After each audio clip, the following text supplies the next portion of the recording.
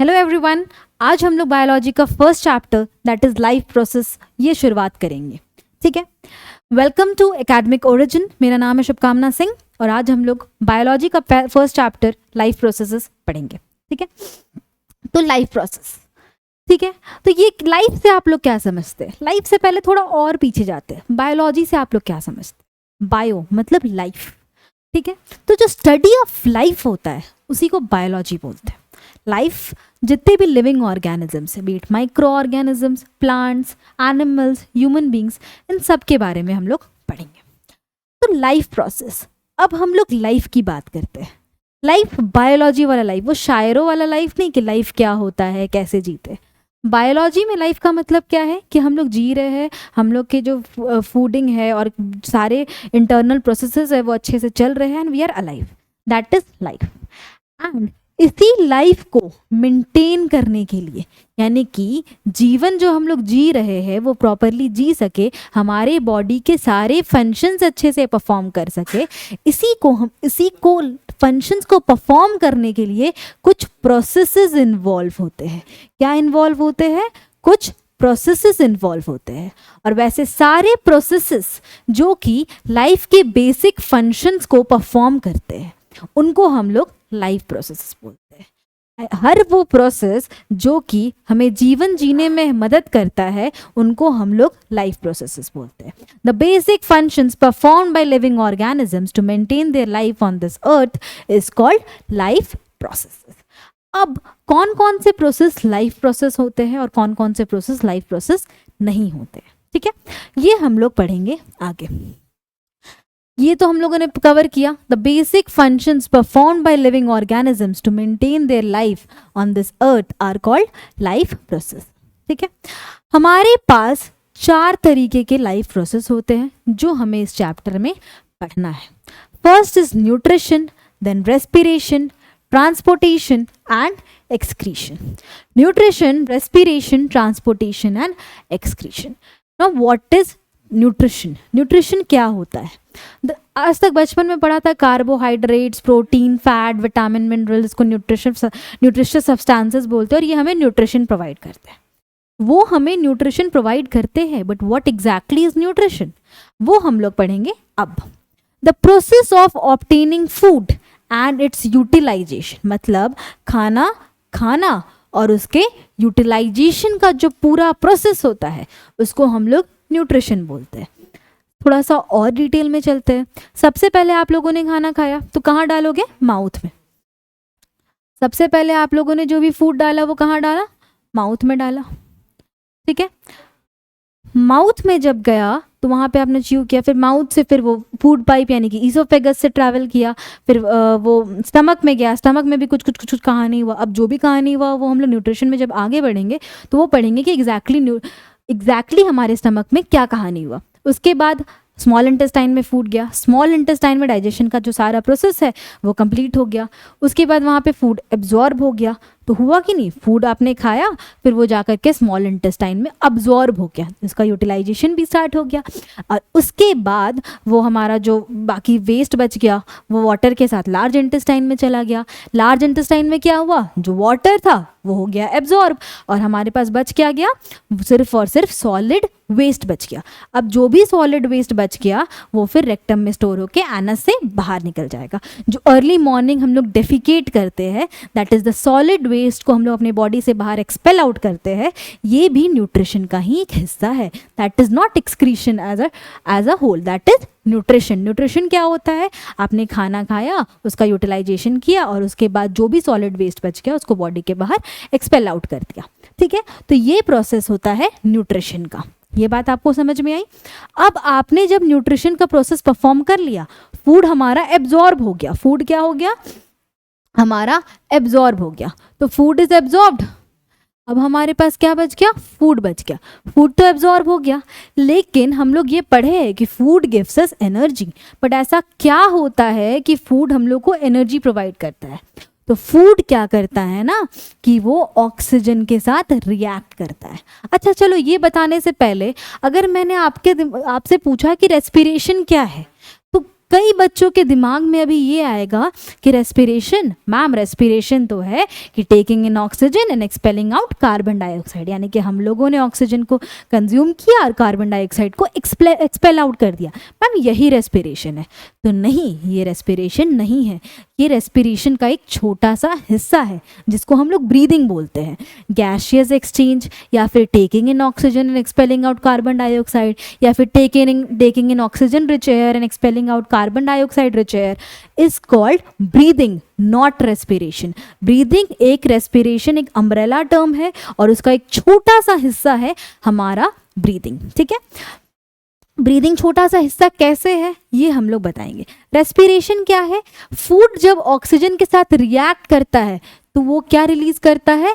Energy release करता है। When ever food reacts with oxygen it gives us energy. हाँ, इसके साथ साथ कार्बन डाइऑक्साइड भी रिलीज होता है, ऐसा नहीं है कि नहीं रिलीज होता है।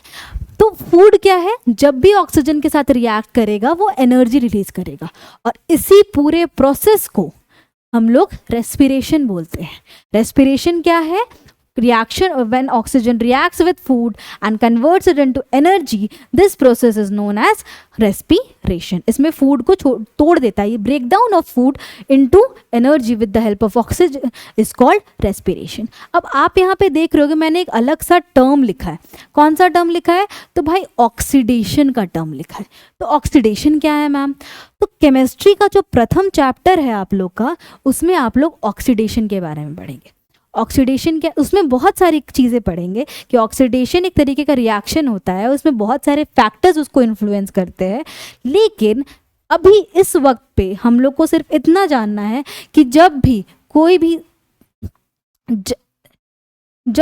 कोई भी सब्सटेंस हमारा ऑक्सीजन के साथ रिएक्ट करता है, when ever any substance reacts with oxygen, इस प्रोसेस को हम लोग ऑक्सीडेशन बोलते हैं। इस प्रोसेस को हम लोग क्या बोलते हैं? ऑक्सीडेशन बोलते हैं। तो यहाँ पे फूड किसके साथ रिएक्ट कर रहा है? तो ऑक्सीजन के साथ रिएक्ट कर रहा है कि नहीं कर रहा है? तो सिंस फूड हमारा ऑक्सीजन के साथ रिएक्ट कर रहा है और एनर्जी प्रोड्यूस कर रहा है, इसीलिए इस प्रोसेस को क्या बोले? Oxidation of food. किसका ऑक्सीडेशन हो रहा है? तो फूड का ऑक्सीडेशन हो रहा है। जब भी फूड का ऑक्सीडेशन फूड क्योंकि ऑक्सीजन के साथ रिएक्ट कर रहा है तो यहाँ पे फूड का ऑक्सीडेशन हो रहा है। ऑक्सीडेशन करके क्या रिलीज कर रहा है फूड? तो एनर्जी रिलीज कर रहा है। तो इसको क्या बोलते हैं? Oxidation of food to produce energy is called respiration. Food को ऑक्सीडाइज कर रहा है और एनर्जी में कन्वर्ट कर रहा है। फूड को क्या कर रहा है? ब्रेक डाउन कर रहा है। इसमें हम लोग ना एक और थोड़ा अच्छा वाला डेफिनेशन बोलेंगे, थोड़ा अच्छे इंग्लिश में बोलना होता तो ये बोल सकते हैं the oxidative break down of food. Food का ऑक्सीडेटिव ब्रेकडाउन जो होता है उसको हम लोग क्या बोलते हैं? रेस्पिरेशन बोलते हैं। ऑक्सीडेटिव ब्रेकडाउन मतलब क्या है? फूड ऑक्सीजन के साथ रिएक्ट किया, वो टूट करके क्या बन गया? एनर्जी बन गया। तो अगर उतना कॉम्प्लेक्स डेफिनेशन याद करने की इच्छा नहीं है तो सिर्फ ये याद कर लो कि oxidation of food to produce energy is called respiration. Respiration को एक केमिकल प्रोसेस है। रेस्पिरेशन को एक केमिकल प्रोसेस बोलते हैं। क्यों केमिकल प्रोसेस बोलते हैं? कि फूड हमारा है वो कंप्लीटली एनर्जी में कन्वर्ट हो गया। फूड किस में कन्वर्ट हो गया? एनर्जी में कन्वर्ट हो गया। तो उसका केमिकल कॉम्पोजिशन चेंज हो गया। केमिकली दो चीज़ मिलकर के एक नया चीज़ बना दिए, इसलिए रेस्पिरेशन एक केमिकल प्रोसेस है। वहीं ब्रीदिंग क्या था? एक फिजिकल प्रोसेस था, क्योंकि इसमें कोई भी केमिकल इन्वॉल्व नहीं हो रहा था, कोई भी कंपाउंड चेंज नहीं हो रहा था। It was a physical process. मैंने क्यों कहा कि breathing is a small part of respiration? Because ये जो ऑक्सीजन हमारा आया, ये जो हमारा ऑक्सीजन आ रहा था, ये जो ऑक्सीजन कहाँ से आया? ब्रीदिंग किया ना आपने, जैसे ही ब्रीद इन किया हमारा क्या आया? ऑक्सीजन हमारे बॉडी के अंदर आ गया। और यही ऑक्सीजन जब फूड के साथ रिएक्ट करता है और एनर्जी में कन्वर्ट कर देता है, इसी प्रोसेस को हम लोग रेस्पिरेशन बोलते हैं। तो ब्रीदिंग हमारा हुआ ना एक छोटा सा हिस्सा रेस्पिरेशन का। वैसे ही हम लोग आगे बढ़ेंगे और अब पढ़ेंगे ट्रांसपोर्टेशन। जैसे मान लो कि आप लोग अपने घर से निकलते हैं, आपको कहीं भी जाना है, किसी को मॉल जाना है, किसी को स्कूल जाना है, किसी को कॉलेज जाना है, किसी को ट्यूशन जाना है, तो आप लोग एक मीन्स ऑफ ट्रांसपोर्ट यूज़ करते हैं। एक जगह से दूसरे जगह जाते हो। यही एक जगह से दूसरे जगह को जाने को ही हम लोग क्या बोलते हैं? ट्रांसपोर्टेशन बोलते हैं। क्योंकि आप अपने घर पे रह रहे हो, आपका स्कूल किसी और जगह पे है, आपका ट्यूशन किसी और जगह पे है, आपका मॉल या फिर कोई फूड बाजार हो गया, या फिर any kind of hotels restaurants कहीं किसी और जगह पे, तो आपको हमेशा ट्रैवल करना पड़ता है। तो ये पूरे प्रोसेस को हम लोग क्या बोलते हैं? ट्रांसपोर्टेशन बोलते हैं। सेम गोज हमारे बॉडी के अंदर। हमारे बॉडी के अंदर जो एब्जॉर्प्शन प्रोसेस हुआ वो कहाँ पे हुआ? स्मॉल इंटेस्टाइन में जाके हुआ। अब ऑक्सीजन कहाँ से इंटेक कर रहे हैं? तो लंग्स में आके इंटेक हो रहा है, ठीक है। तो वेरियस जगहों में वेरियस चीज़ें हो रही हैं, तो वहाँ से क्या होगा? सब्सटेंस को मूव करना पड़ेगा, क्योंकि हमारा एनर्जी तो हमें पूरे बॉडी को रिक्वायर्ड है, पूरे बॉडी में एनर्जी का रिक्वायरमेंट है, तो मूवमेंट ऑफ सब्सटेंसेस होता है। तो जब भी सब्सटेंसेस एक पार्ट ऑफ द बॉडी से दूसरे पार्ट ऑफ द बॉडी तक ट्रैवल करता है, इस प्रोसेस को हम लोग क्या बोलते हैं? ट्रांसपोर्टेशन बोलते हैं। बहुत simple, movement of substances from one part of the body to another part of the body, ठीक है। इसको हम लोग क्या बोलते हैं? ट्रांसपोर्टेशन बोलते हैं। जैसे मान लीजिए एक प्लांट का एग्जाम्पल लेते हैं। प्लांट में हम लोग वाटर कहाँ प्रोवाइड करते हैं? तो सॉइल में प्रोवाइड करते हैं। लेकिन खाना कौन बनाता है? लीव्स बनाता है। लीव्स खाना कैसे बनाता है? तो वाटर की मदद से बनाता है। तो वाटर ट्रैवल करेगा कि नहीं करेगा? लीव्स तक वो जाएगा, तभी लीव्स खाना बना पाएगा। समझ में आया? और लीव्स जब खाना बना लिया तो वो क्या होगा? पूरे प्लांट में ट्रांसपोर्ट करेगा फूड को, और यही क्या होता है? यही प्रोसेस ट्रांसपोर्टेशन कहलाता है। अब हम लोगों ने क्या किया? ट्रांसपोर्टेशन कर लिया। उसके बाद अब एक इमेजिन करो एक सिचुएशन कि तुम्हारे घर पे लगातार कूड़ा भरता जा रहा है, क्या तुम रह पाओगे? नहीं रह पाओगे, वहाँ पे रहना बहुत मुश्किल हो जाएगा, ठीक है। तो उसके लिए हम लोग को वो जो कूड़ा है या फिर जो कचरा है या फिर जो गार्बेज है, उसको क्या करना पड़ेगा? बाहर निकालना पड़ेगा। तो हमारे बॉडी में भी अगर रेगुलर कोई जो वेस्ट है वो जनरेट होता गया और स्टोर होता गया, तो हमारे बॉडी में हार्म क्रिएट करेगा, ठीक है। इसीलिए उनको एक्सपेल आउट करना बहुत ज़रूरी है। तो सॉलिड वेस्ट तो न्यूट्रिशन के आखिरी स्टेज में निकल जाता है, पर हमारे बॉडी में और भी वेस्ट जनरेट होते हैं। फॉर एग्जाम्पल, यहाँ पे जो रिएक्शन हुआ, food plus oxygen gives energy and carbon dioxide. Carbon dioxide तो हमारा कोई किसी काम का नहीं होता है। Carbon dioxide is not of use for us, so this carbon dioxide needs to be expelled out. तो ये कार्बन डाइऑक्साइड एक तरीके का वेस्ट हो गया, ठीक है। अब ये किस तरीके का वेस्ट हुआ वो समझते हैं। जब हमारे बॉडी में कोई भी केमिकल प्रोसेस हो रहा होता है, when in our body any kind of chemical process हो रहा होता है, हमारे बॉडी के अंदर बहुत सारे केमिकल और बायोकेमिकल एक्टिविटीज हो रहे होते हैं, ठीक है। उनको हम लोग बोलते हैं मेटाबॉलिज्म। चलो, एक्सक्रीशन समझने से पहले एक टर्म समझ लो, व्हाट इज मेटाबॉलिज्म, ठीक है। व्हाट इज मेटाबॉलिज्म, ये टर्म समझ लो। हमारे बॉडी के अंदर सेल्स होते हैं। 9th क्लास पढ़ के आए हो तो सेल्स याद होगा, उड़ के आए हो तो नहीं याद होगा। बता देते, सेल्स क्या है कि हमारा जो बॉडी होता है उसका सबसे छोटा फंडामेंटल यूनिट सेल्स है, ठीक है। अब जितने भी एक्टिविटीज हो रहे होते हैं, बायोकेमिकल एक्टिविटीज हो रहे होते हैं, वो हमारे सेल्स के अंदर होते हैं। और हमारे बॉडी में जितने भी बायोकेमिकल रिएक्शंस होते हैं या फिर जितने भी बायोकेमिकल्स प्रोसेस होते हैं, वो सारा जो प्रोसेस होता है ना, उसको हम लोग मेटाबॉलिज्म बोलते हैं। क्या बोलते हैं? Metabolism. Various biochemical reactions and process taking place in the living organism is called metabolism. उसको हम लोग क्या बोलते हैं? मेटाबॉलिज्म बोलते हैं। तो ये जो हम लोगों ने एक रिएक्शन पढ़ा था ना, फूड का रिएक्शन पढ़ा था O2 के साथ, क्या रिलीज हुआ था? तो एनर्जी रिलीज हुआ था। साथ में क्या रिलीज हुआ था? कार्बन डाइऑक्साइड रिलीज हुआ था कि नहीं हुआ था? तो इस टाइम पे ये क्या है? एक तरीके का केमिकल रिएक्शन है या फिर बायोकेमिकल रिएक्शन कह लो। तो ये जो बायोकेमिकल रिएक्शन है, इसी को क्या बोलेंगे? इस पूरे प्रोसेस को मेटाबॉलिज्म बोलेंगे। जो बायोकेमिकल रिएक्शन होने का जो प्रोसेस है उसको मेटाबॉलिज्म बोलेंगे, ठीक है। मेटाबॉलिज्म क्या होता है ये समझ में आया? मेटाबॉलिज्म क्या होता है? जितनी भी बायोकेमिकल एक्टिविटीज हमारे बॉडी में हो रहे होते हैं उनको हम लोग मेटाबॉलिज्म बोलते हैं, ठीक है। उसके बाद अब जब मेटाबॉलिज्म के टाइम पे कार्बन डाइऑक्साइड रिलीज हुआ, ये तो हमारे लिए वेस्ट है। तो सिंस मेटाबॉलिक एक्टिविटीज या फिर मेटाबॉलिज्म हो रहा था, उस टाइम पे जो वेस्ट जनरेट हुआ, इसीलिए सबको क्या बोलते हैं? मेटाबॉलिक वेस्ट बोलते हैं। क्या बोलते हैं? मेटाबॉलिक वेस्ट बोलते हैं। और ये जो मेटाबॉलिक वेस्ट है, ये जो मेटाबॉलिक वेस्ट है ये क्या करता है, वाटर के साथ सोल्यूबल होता है, मिक्स आउट हो जाता है और उसके बाद हमारे बॉडी से एक्सक्रीट आउट हो जाता है। और यही जो हमारा प्रोसेस है, the process of removal of metabolic waste from the body is called excretion. ये किस फॉर्म में होता है, यूरिन के फॉर्म में हमारे बॉडी से बाहर एक्सपेल आउट होता है। तो यूरिन एक्सक्रीशन का हिस्सा है, removal of solid waste from the body किसका हिस्सा है, न्यूट्रिशन का हिस्सा है। तो ये बात सबको समझ में आई। ये 4 प्रोसेसेस जो थे, nutrition, respiration, transportation, excretion. Nutrition क्या था, फूड को लेना और उसको यूटिलाइज करना। रेस्पिरेशन क्या था, फूड को एनर्जी में कन्वर्ट करना ऑक्सीजन की मदद से। ट्रांसपोर्टेशन क्या था, एक सब्सटेंस को दूसरे सब्सटेंस तक ट्रैवल करना इनसाइड द बॉडी, उसको ट्रांसपोर्टेशन बोलते हैं। और एक्सक्रीशन क्या था, removal of metabolic waste from the body. Metabolic waste क्या है, तो वैसा वेस्ट जो कि मेटाबॉलिज्म के टाइम पे रिलीज हुआ। मेटाबॉलिज्म क्या है, तो वैसे एक्टिविटीज़ जो कि बॉडी के अंदर हो रहे होते हैं, वैसे बायोकेमिकल एक्टिविटीज़ जो कि बॉडी के अंदर हो रहे होते हैं, उनको हम लोग क्या बोलते हैं, मेटाबॉलिज्म बोलते हैं। ये बात समझ में आई सबको, ठीक है। अब यहाँ पे मैंने नोट लिखा है। नोट क्या लिखा है कि अच्छा, नोट पढ़ने से पहले आप लोग थोड़ा सा अपने दिमाग के घोड़े को दौड़ाइएगा और सोचिएगा कि क्या रिप्रोडक्शन एक लाइफ प्रोसेस है। रिप्रोडक्शन क्या होता है कि यंग वंस को प्रोड्यूस करना, अपने ही ओन काइंड के यंग वंस को प्रोड्यूस करना को हम लोग क्या बोलते हैं, रिप्रोडक्शन बोलते हैं, ठीक है। तो रिप्रोडक्शन क्या है, एक लाइफ प्रोसेस है या नहीं है, ये सोचिएगा। लेकिन अभी हम बता देते हैं कि रिप्रोडक्शन जो है एक बायोलॉजिकल प्रोसेस है जिसमें यंग वंस प्रोड्यूस होता है। रिप्रोडक्शन क्या है, एक बायोलॉजिकल प्रोसेस ज़रूर है जिसमें यंग वंस का प्रोडक्शन होता है, पर वो एक लाइफ प्रोसेस नहीं है।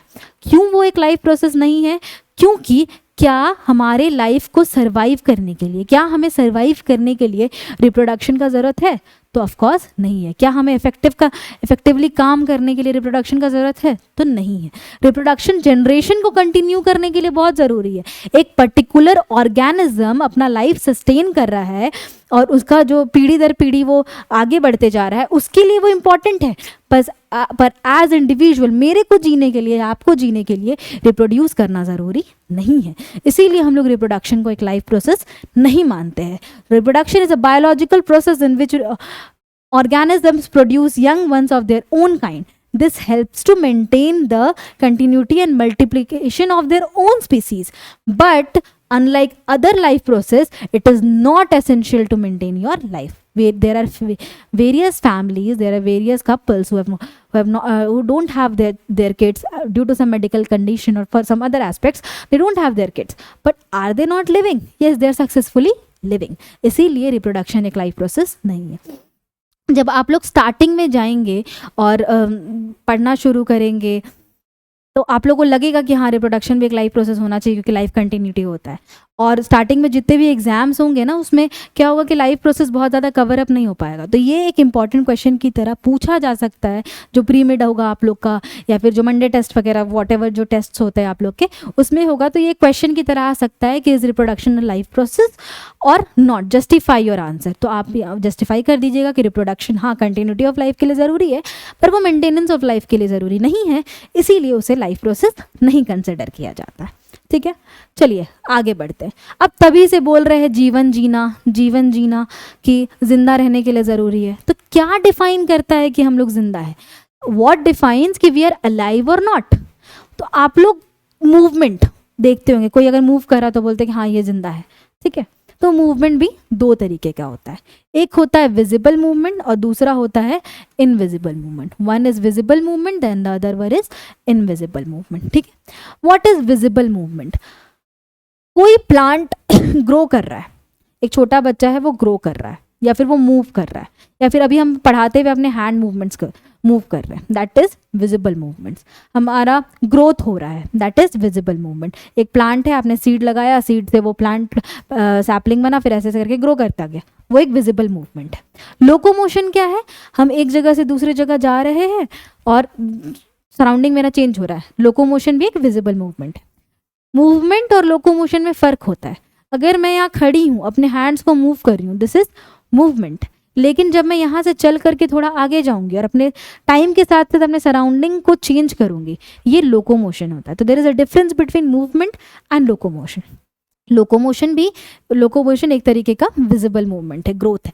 सूरजमुखी, सनफ्लावर, जो सन के साथ साथ अपना डायरेक्शन चेंज करते जाता है, वो भी एक तरीके का क्या है, विजिबल मूवमेंट है। रूट का ग्रोथ, वो भी एक तरीके का क्या है, विजिबल मूवमेंट है। लीव्स ग्रो कर रहा है, फ्लावर्स ब्लूम कर रहे हैं, ये सारे के सारे क्या है, विजिबल मूवमेंट्स है।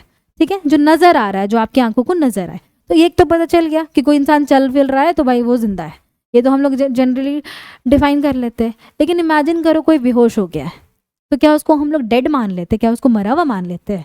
Of course not. हम लोग चेक करते हैं उसका पल्स रेट चल रहा है कि नहीं, फ्लो ऑफ ब्लड हो रहा है कि नहीं, हार्ट बीट चल रहा है कि नहीं, ये सब चेक करते हैं। क्यों चेक करते हैं? क्योंकि हमारे जिंदा रहने के लिए सिर्फ और सिर्फ जो दिख रहा है वो इम्पॉर्टेंट नहीं है, इन कुछ इनविजिबल मूवमेंट्स भी हमारे बॉडी में हो रहे होते हैं, जो कि क्या है, supply of nutrients and energy to various body cells. हमारे बॉडी के अंदर जो ट्रांसपोर्टेशन प्रोसेस चल रहा होता है वो क्या है, एक तरीके का इनविजिबल मूवमेंट है। तो कोई भी ऑर्गेनिज्म अलाइव है या नहीं है अलाइव, ये किस पे डिपेंड करता है, दो तरीके के मूवमेंट्स पे, one is visible and the other one is invisible. Invisible movement internal to the body होता है, विजिबल मूवमेंट जो आप लोग को नजर आता है।